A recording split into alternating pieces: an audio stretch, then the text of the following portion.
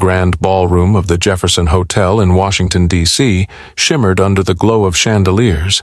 Distinguished guests mingled, their conversations punctuated by the clinking of champagne glasses. Senator Daniel Harper, the evening's keynote speaker, exuded confidence as he strode to the podium. His tailored suit, perfect posture, and polished demeanor embodied the ideal statesman. "Family is the cornerstone of our society," he declared, his voice resonating through the room. "It is the bond that holds us together, through trials and triumphs."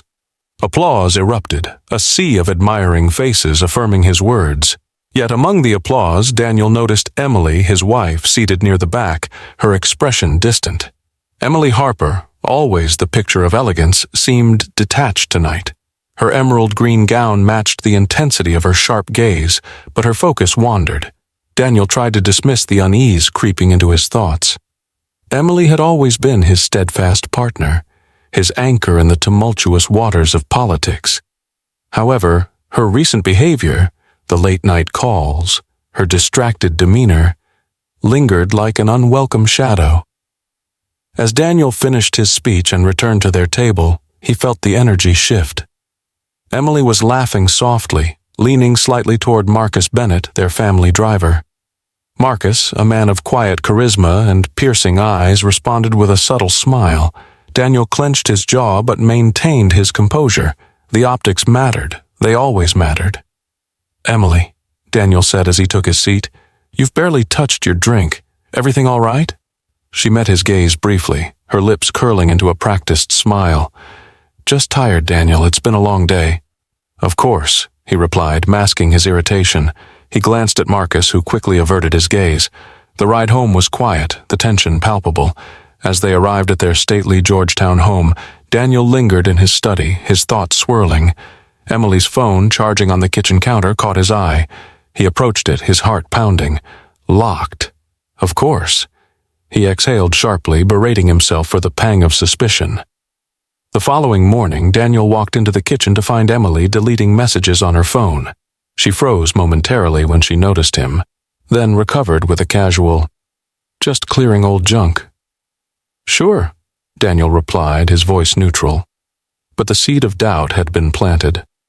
Later that day, a neighbor, Mrs. Connors, stopped by while Daniel was tending to the garden. "Emily looked radiant last night," she began warmly. "And Marcus, he's such a charming young man, isn't he?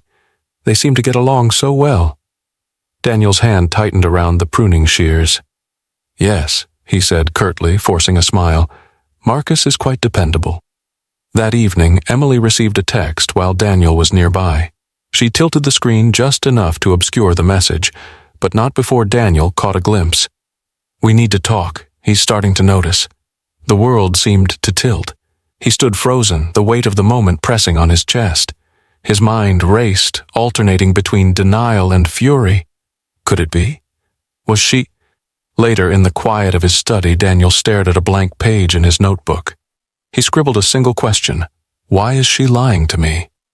The question mocked him, its stark simplicity magnifying the complexity of his emotions.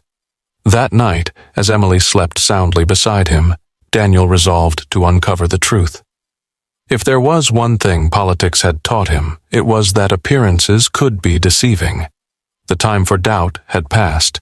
He would find out, no matter the cost. The clock struck midnight, and the Harper residence was bathed in the soft glow of the moonlight filtering through the curtains. Daniel Harper sat in his study, his thoughts circling the subtle shifts in Emily's behavior. He had never been one to doubt her, but the recent unease gnawed at him like an unrelenting whisper. Suddenly, a muffled voice broke the silence. It was Emily, speaking softly on the phone in the adjacent room. Daniel stood, his breath caught as he strained to hear her words. "Yes, I know, but he's starting to notice." Her tone was low, deliberate. There was a pause. "Tomorrow, then. Same place. Be careful." The conversation ended as quickly as it began. Daniel's hand gripped the doorframe, his knuckles whitening. He couldn't see the phone's screen, but he didn't need to. The words were enough to ignite a firestorm of emotions, confusion, anger, and a chilling sense of betrayal. When morning came, Daniel watched Emily carefully over breakfast. She moved through their routines with a practiced ease, but to him every action felt rehearsed, every smile seemed forced. His attempts at casual conversation were met with curt replies, her eyes darting to the clock as though she couldn't wait to leave. "Busy day?" he asked, his voice steady but probing. "Yes," she replied without looking up. "I've got a meeting in town." "A meeting?" The words lingered, heavy with suspicion. "Yes," she said, finally meeting his gaze. "Just routine." He nodded, his face a mask of calm. Inside, his thoughts churned. Who was she meeting? Why the secrecy? He needed answers. Hours later, as Daniel walked through their garden, Mrs. Connors from next door waved him down. "Daniel," she called cheerfully. "Lovely day, isn't it?" "It is," he replied, forcing a polite smile. "I saw Emily and Marcus heading out yesterday afternoon. Such a handsome pair. They seem to get along so well," she said, her voice dripping with well-meaning ignorance. Daniel stiffened. "Yes, Marcus is very reliable," he said, masking the sharp edge in his voice. Mrs. Connors nodded, oblivious to the turmoil she had just stirred. "Well, I won't keep you. Say hello to Emily for me." As she walked away, Daniel's mind raced. Marcus. The name echoed, louder now, louder than the whispers in the night. He couldn't ignore it anymore. That evening, as Emily prepared to leave the house, Daniel stood by the doorway. "Where are you headed?" he asked, his voice casual yet loaded. "Just running errands," she replied, her tone light but evasive. "Marcus driving you?" He probed further. She paused briefly, then nodded. "Yes, he's waiting outside." Daniel watched as she walked to the car, Marcus opening the door for her with a familiarity that set Daniel's teeth on edge. He turned back into the house and sat at his desk, staring at his phone. Every instinct screamed at him to follow, to demand answers. But he resisted. Not yet. He needed to know more. Late that night, Daniel sat in silence, the house eerily still. Emily had returned hours ago, cheerful but vague about her day. He retrieved her phone from the counter, his heart racing as he unlocked it. The screen blinked to life, but the messages were gone. Cleared. In frustration, he set the phone down, his thoughts a chaotic swirl. As he leaned back in his chair, his mind replayed her whispered words from the previous night. He clenched his fists. Tomorrow, he vowed, he would find out the truth, and this time, there would be no room for denial. The next morning, Daniel Harper's determination solidified like steel. The faint whispers, the evasive glances, and Marcus Bennett's growing presence in their lives, it all painted a picture he could no longer ignore. He knew what needed to be done. By noon, Daniel had a surveillance technician in his home. The man worked quickly, setting up discreet cameras in the car and the corners of the kitchen, where Emily often lingered on her phone. Daniel's instructions were clear. "It needs to be invisible. She can't suspect a thing." The technician nodded without question, leaving Daniel alone with his turbulent thoughts. As evening fell, Daniel's chance came sooner than expected. Emily had stepped out, citing another errand. He entered the garage and carefully examined the car. Hidden among the seams of the dashboard was the first camera, perfectly positioned. Satisfied, Daniel returned to his study, his anticipation building. When Emily returned later that night, her demeanor was relaxed, even cheerful. "How was your day?" she asked casually, unpacking groceries. "Productive," Daniel replied evenly, watching her carefully. "And yours?" "Oh, nothing special," she said, turning away quickly. Her phone buzzed on the counter, but she silenced it before he could glance at the screen. Daniel's jaw tightened. Soon, he told himself. The cameras would give him what he needed. Hours ticked by as Daniel reviewed the live feed on his laptop. Emily had gone to bed, but her phone activity throughout the day had already piqued his interest. Then, just as he considered shutting it down for the night, something appeared on the car feed. Marcus was sitting in the driver's seat, speaking on his phone. His voice, though low, carried enough to be heard. "I told her it's too risky," Marcus muttered. "If he finds out, we're both screwed." He paused, listening intently. "No, she's holding up fine. But I don't know how much longer she can keep this up." Daniel's blood turned to ice. The confirmation he had dreaded was now undeniable. This wasn't just about a lapse in judgment or a fleeting indiscretion. There was a conspiracy, and Emily was in the middle of it. The next morning, Daniel watched Emily with a new intensity. She greeted him with her usual charm, oblivious to his mounting rage. As she busied herself in the kitchen, he accessed the live feed again. It showed her in the car with Marcus, who handed her an envelope. She hesitated before taking it, glancing nervously around. "What's in the envelope?" Daniel whispered to himself, his fists clenched as he replayed the footage. The gesture was intimate, almost habitual, and it sent a fresh wave of fury through him. By the afternoon, Daniel contacted a private investigator. "I need someone followed," he said curtly. The investigator, a seasoned professional, agreed without hesitation. "Discretion is key," Daniel emphasized. As the day wore on, Daniel's resolve hardened.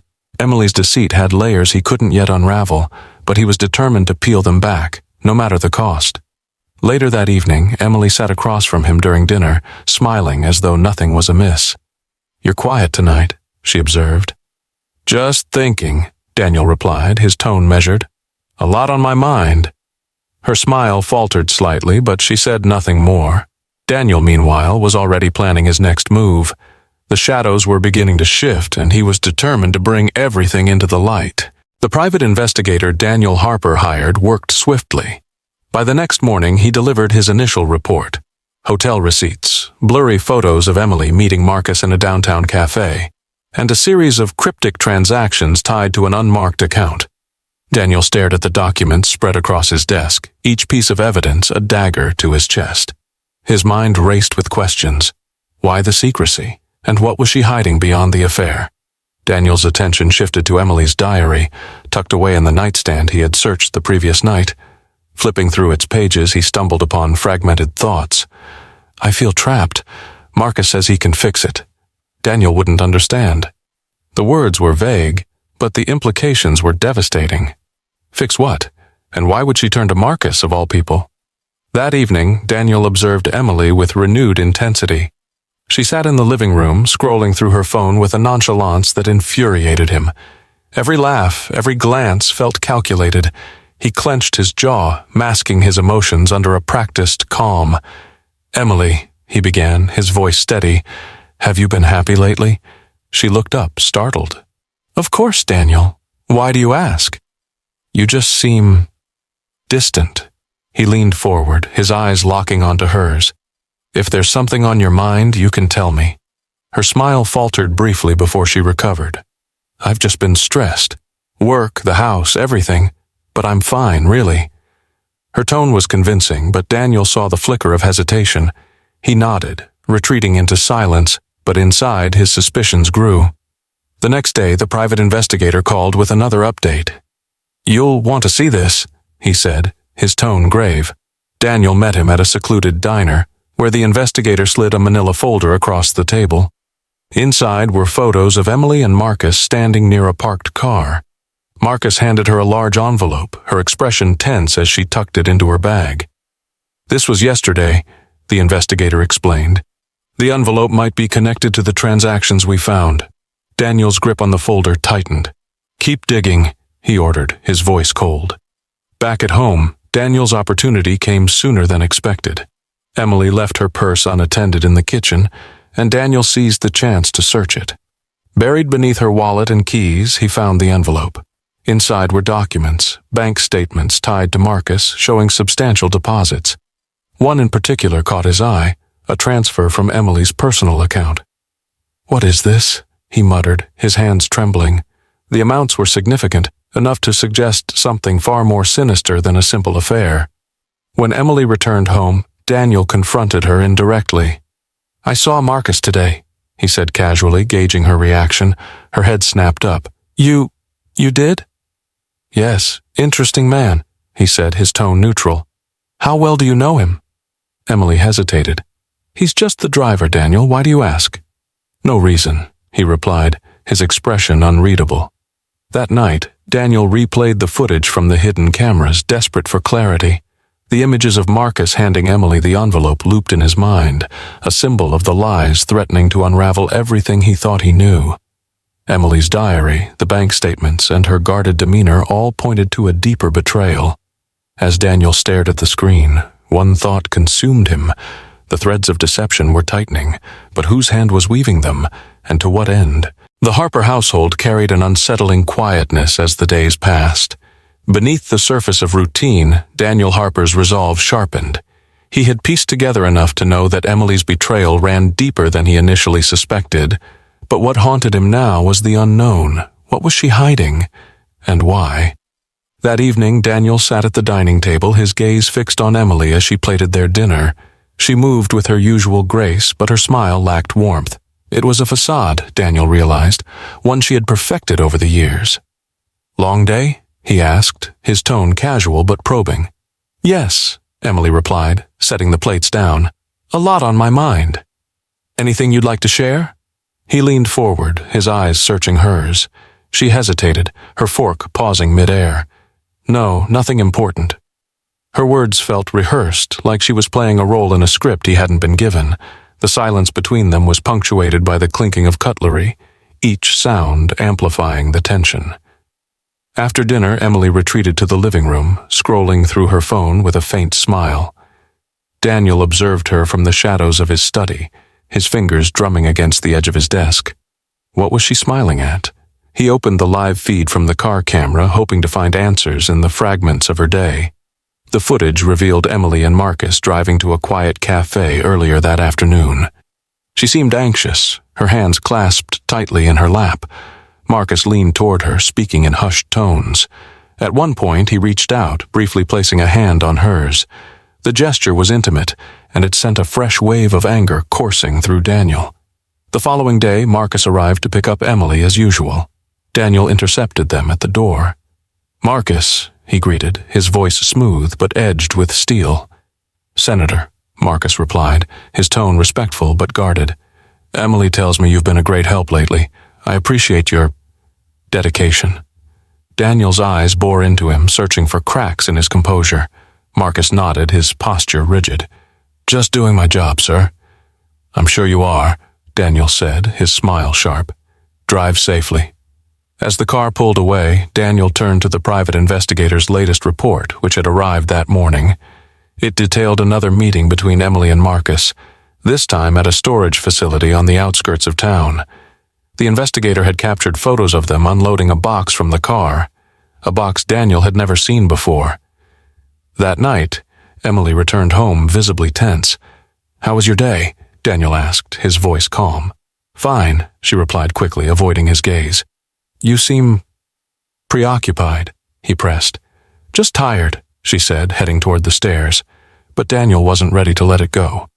"Emily!" he called after her. She stopped, her hand gripping the banister. "Are you sure there's nothing you want to tell me?" She turned slowly, her expression unreadable. "Daniel, why are you asking me these questions?" "Because I know," he said, his voice low but firm. "I know there's more going on than you're letting on." Emily's face paled, but she recovered quickly. "You're imagining things," she said, forcing a laugh. "I think you've been working too hard." Her words might have reassured him once, but now they only confirmed his suspicions. The cracks in her mask were starting to show, and Daniel was determined to shatter it completely. The day was crisp, the air tinged with the faint scent of autumn as Daniel Harper sat in his study, staring at the damning evidence scattered across his desk. The photos, bank statements, and surveillance footage painted a portrait of betrayal so vivid it threatened to consume him. But it was the note in Emily's handwriting, unearthed from her diary, that cut deepest.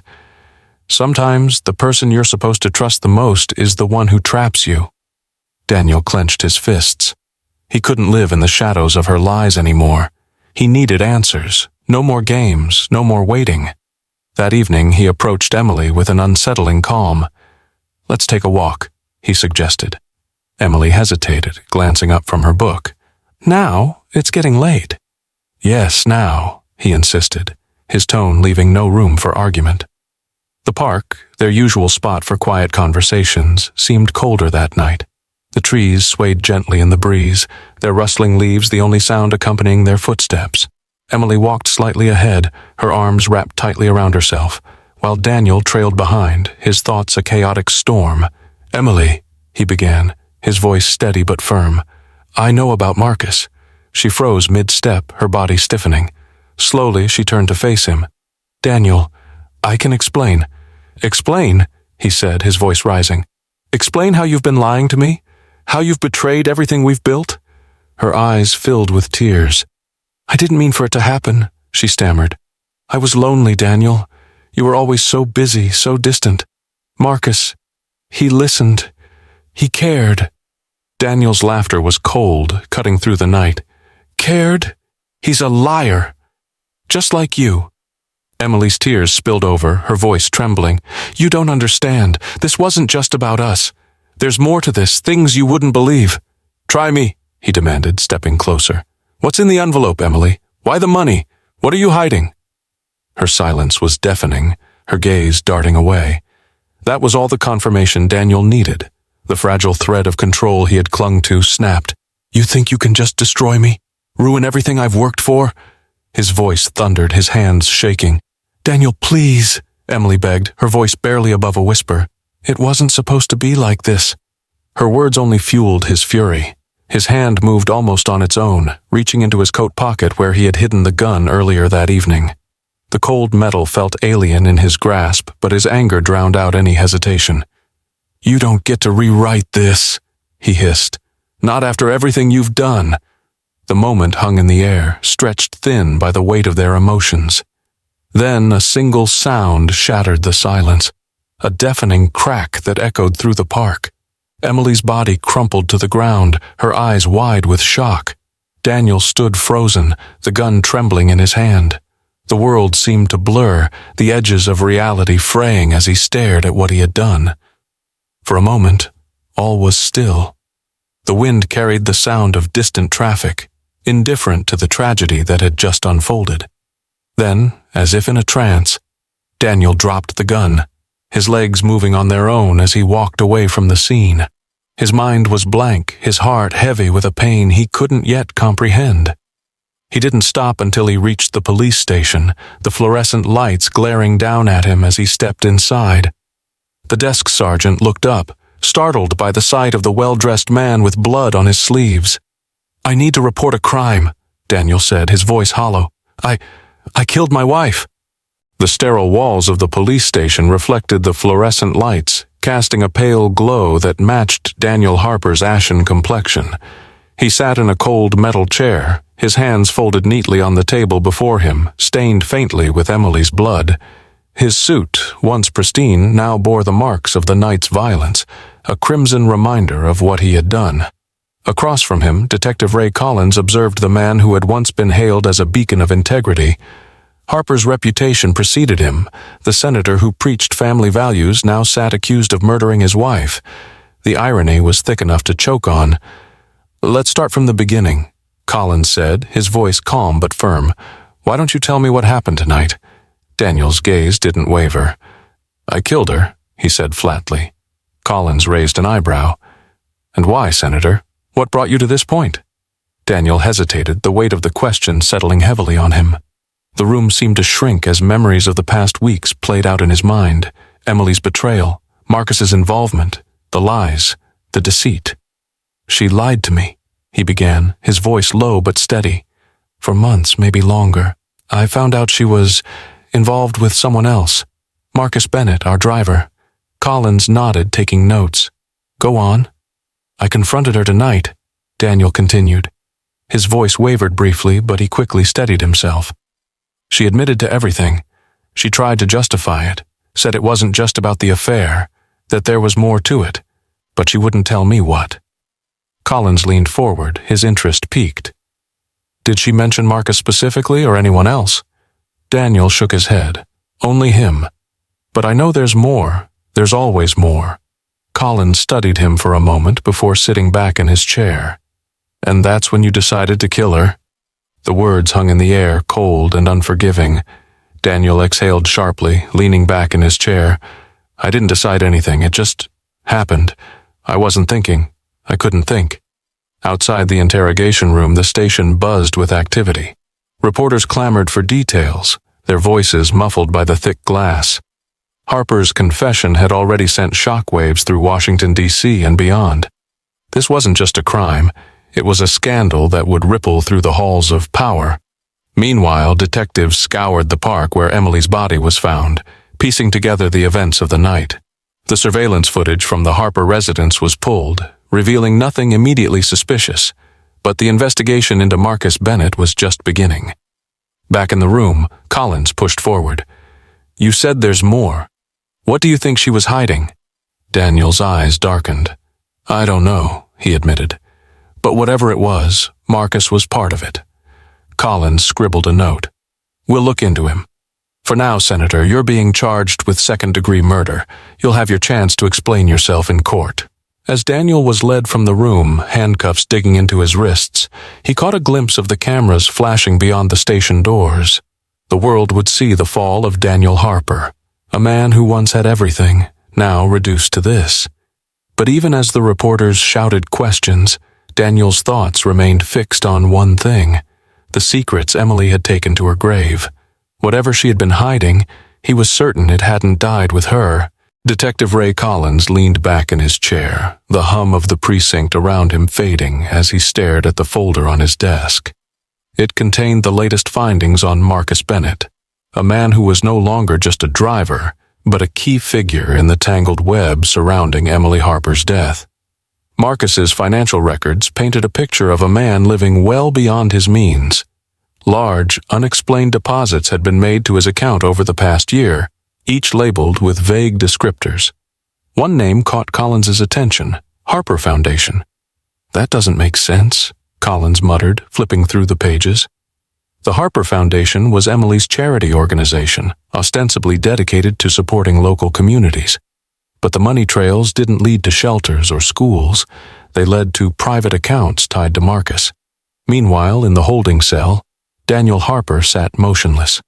His suit had been replaced by the drab uniform of a detainee, but his mind was as sharp as ever. The silence was suffocating, filled with the echoes of his actions and unanswered questions. Emily's words from their final confrontation replayed in his mind. "There's more to this. Things you wouldn't believe." Collins arrived at the cell hours later, his expression grim. "We need to talk," he said, unlocking the door. Daniel followed him into the interrogation room where Collins placed the folder on the table. "This is about Marcus," Collins began. "We've uncovered some interesting details." Daniel leaned forward, his eyes narrowing. "What kind of details?" Collins opened the folder, revealing the records. "These deposits," he said, tapping the page, "all from accounts linked to Emily's charity. Marcus wasn't just your wife's lover, Senator. He was her accomplice in something much bigger." Daniel's heart sank. "Accomplice in what?" "That's what we're trying to figure out," Collins replied. "But it looks like Emily may have been funneling money through her foundation for purposes that weren't exactly charitable." Daniel's mind reeled. Had Emily's betrayal extended beyond their marriage? Had her secrets involved more than just infidelity? Back at the precinct, Collins directed his team to dig deeper. They uncovered an encrypted email exchange between Emily and Marcus. One email stood out, dated weeks before her death. "The funds are secure, but we need to be careful. He's starting to suspect." The implications were staggering. Emily hadn't just lied to Daniel, she had been actively plotting with Marcus. But to what end? And who else was involved? As word of these developments leaked to the press, the public's perception of Emily began to shift. The narrative of a tragic victim was being replaced by one of complicity and deceit. News outlets ran headlines like, "Emily Harper, a double life," and "Charity or Cover-Up, the mystery behind the Harper Foundation." In the midst of the media storm, Marcus was finally brought in for questioning. He sat across from Collins, his demeanor calm but his eyes betraying unease. "Marcus," Collins began, "we know about the money. We know about the foundation. What we don't know is why.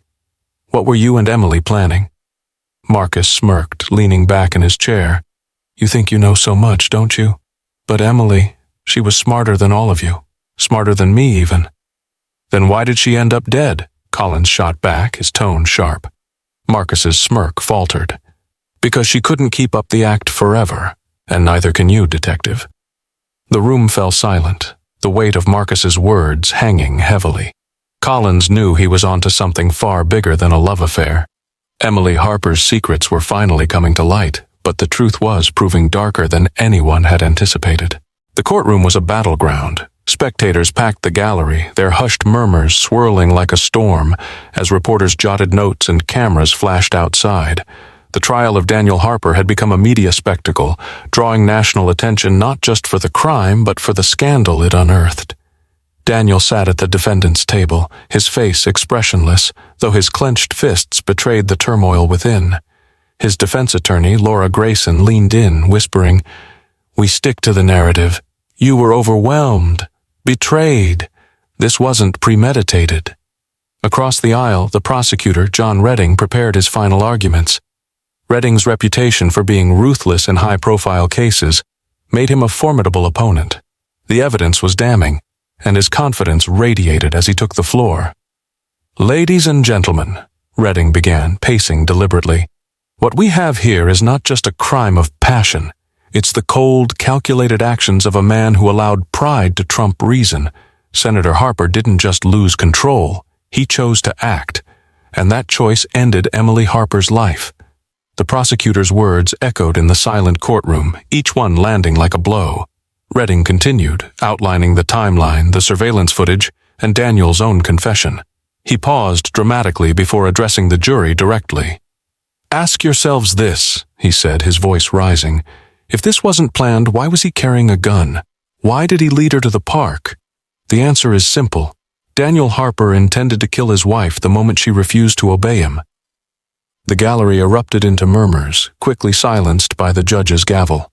Daniel shifted uncomfortably, but remained silent, his lawyer rising to counter the argument. "Your Honor, ladies and gentlemen of the jury," Laura Grayson began, her voice steady but impassioned. "This is not the story of a calculated killer. This is the story of a man pushed to the brink by betrayal, a man whose life, career, and family were systematically torn apart by lies." She turned to the jury, her expression softening. "Daniel Harper is guilty of one thing, being human. A man can only endure so much before he breaks. This was not premeditated. It was a moment of despair, of unimaginable pain." The defense called Marcus Bennett to the stand, a calculated risk. Marcus entered the courtroom with his usual nonchalance, but his smirk faltered under the weight of the stares. "Mr. Bennett," Grayson began, "you were intimately involved with Emily Harper, correct?" "Yes," Marcus replied curtly. "And during this affair, were you aware of the financial transactions Emily made on your behalf?" Marcus hesitated. "She told me it was her money to do with as she pleased." Grayson leaned forward. "And what about the encrypted emails? Did Emily ever mention her husband suspecting anything?" Marcus's jaw tightened. "She said he was paranoid, that he didn't trust her." The courtroom buzzed again, silenced once more by the gavel. Grayson pressed further. "Did you ever threaten Emily? Coerce her into continuing this relationship?" "No," Marcus snapped. "She was in it because she wanted to be." The tension in the room was palpable as the defense rested their case. The jury retired to deliberate, leaving the courtroom in a tense silence. Hours passed before the foreperson returned, delivering the verdict with measured precision. "On the charge of second-degree murder, we find the defendant guilty." Daniel Harper's face remained stoic, but the slight droop of his shoulders betrayed his resignation. He turned to Laura, who whispered, "This isn't over. We can appeal." As the judge pronounced the sentence, 35 years in prison, Daniel cast one last glance at the gallery, where reporters scribbled furiously and cameras clicked. He wasn't thinking of his career, his legacy, or even his freedom. His mind lingered on Emily's final words. "There's more to this, things you wouldn't believe." Those words haunted him as the gavel fell, sealing his fate. The courtroom was silent, save for the faint shuffle of papers and the soft clearing of throats. All eyes were on Daniel Harper as he stood, the weight of the jury's decision pressing down like a physical force. The foreperson, a woman in her late 50s, unfolded the slip of paper with meticulous care, her expression unreadable. "On the charge of second-degree murder," she began, her voice steady but heavy with significance, "we find the defendant, Daniel Harper, guilty." The words landed like a thunderclap. A murmur rippled through the gallery as reporters frantically scribbled notes. Daniel remained motionless, his face unreadable, though his knuckles whitened as he gripped the edge of the defense table. The sentence, though expected, felt like a cold finality, an irreversible judgment on a life he no longer recognized. Judge Malcolm's voice cut through the noise, firm and unwavering. Order in the court. He adjusted his glasses, his gaze settling on Daniel. Mr. Harper, this court sentences you to 35 years in state prison with the possibility of parole after 25 years. Daniel's attorney, Laura Grayson, leaned in, whispering, "We'll appeal. Don't give up hope." But her words felt hollow, a faint echo against the deafening reality of his new existence. As Daniel was led from the courtroom, his mind replayed the moment he pulled the trigger, the sound, the shock in Emily's eyes, her final whispered words. "There's more to this." They were burned into his memory, haunting and incomplete. Outside the courthouse, the world moved at a frenetic pace. Protesters waved signs denouncing him, while others voiced their support, insisting he had been pushed to the edge by Emily's betrayal. News crews swarmed, their cameras capturing every angle, every reaction. The public had made their own judgments long before the trial began. One reporter's voice cut through the cacophony. "Senator Harper, do you regret your actions?" Daniel paused, his chains clinking faintly. For a moment it seemed he might answer, but he remained silent, his gaze distant as the guards ushered him into the waiting van.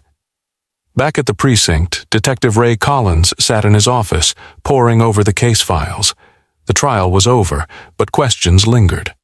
Marcus Bennett's role in the affair, the suspicious financial transactions, and the cryptic email exchange between Emily and Marcus, all of it painted a picture far more complicated than the court had addressed. Collins rubbed his temples, frustration gnawing at him. Something still didn't add up. Meanwhile, Marcus Bennett disappeared from the public eye. Despite the evidence linking him to Emily's dubious financial dealings, he had managed to avoid formal charges. His absence left a vacuum in the narrative, one that fueled endless speculation. In prison, Daniel received a package one day, an envelope containing copies of Emily's emails, including one he hadn't seen before. It read, "If anything happens to me, it won't be an accident. Trust no one." The message was chilling, its implications staggering. Emily hadn't just been unfaithful, she had been afraid. Of Marcus? Of someone else entirely? The truth, Daniel realized, had been buried alongside her, and now it might never come to light. As night fell over the city, Daniel lay on the thin mattress in his cell, staring at the ceiling. His life, his career, his family, everything had been taken from him. But the question that tormented him most wasn't about his guilt. It was about the secrets Emily had kept. Secrets that, even now, he could feel lurking in the shadows. The prison walls were a dull gray, stretching endlessly in every direction. Daniel Harper sat on the edge of his cot, the chill of the metal frame biting through his thin uniform. A small stack of letters lay on the table next to him, some unopened. Most were from former colleagues, expressing a mix of pity and scorn. One, however, was different. The envelope was plain, the handwriting unfamiliar. As Daniel opened it, his hands trembled slightly, not from fear, but from the weight of curiosity. Inside was a single sheet of paper, yellowed at the edges. It read, "We all have secrets. Emily's were just the beginning. Look deeper." Daniel stared at the words, his mind racing. For months he had been haunted by the unanswered questions surrounding Emily's actions. Who had sent this letter? What more could there be? He thought back to the day Emily started the Harper Foundation. At the time, he'd been proud, impressed by her initiative to give back to the community. But now, he wondered, was it ever about charity? Or had it been a facade from the start? Weeks passed before Daniel received another letter. This one contained a photograph of Emily with a man he didn't recognize. They stood outside a nondescript office building, their expressions tense. On the back, a note was scrawled, "You trusted her. She trusted him." The photograph became an obsession. Who was the man? What was his connection to Emily? Daniel wrote to his attorney asking her to investigate, but the trail grew cold quickly. No records of the man existed, at least none that could be traced. In the meantime, Daniel's days in prison settled into a bleak rhythm. His notoriety earned him solitude, both a blessing and a curse. While the other inmates steered clear of him, it left him alone with his thoughts. The echoes of Emily's final words were constant companions, replaying in his mind like a broken record. There's more to this, things you wouldn't believe. One evening, Daniel received a visitor. It was Detective Ray Collins carrying a worn leather folder. "You've been getting letters," Collins said, his tone neutral. Daniel nodded, his expression guarded. "What do you know about them?" "Not much," Collins admitted, sitting across from him. "But I've been digging into Marcus Bennett again. He vanished, but not completely. Turns out he's been hiding offshore and someone's funding his lifestyle." Daniel leaned forward. "Emily?" Collins shook his head. "We're not sure, but someone with deep pockets wanted him out of the picture, and it's connected to the Foundation." The revelation hit Daniel like a tidal wave. The Foundation, the same organization that Emily had poured her energy into, had become the epicenter of every unanswered question in his life. As Collins stood to leave, he placed the folder on the table. "This is everything I've got so far. Maybe it'll give you some peace, or maybe it'll just give you more questions. Either way, it's yours." Daniel opened the folder after Collins left. Inside were more photos, bank records, and a single typed memo. The memo detailed a meeting between Emily, Marcus, and an unnamed third party, referencing a deal gone wrong. The final line read, "If this leaks, we're all finished." The truth, Daniel realized, was more elusive than ever.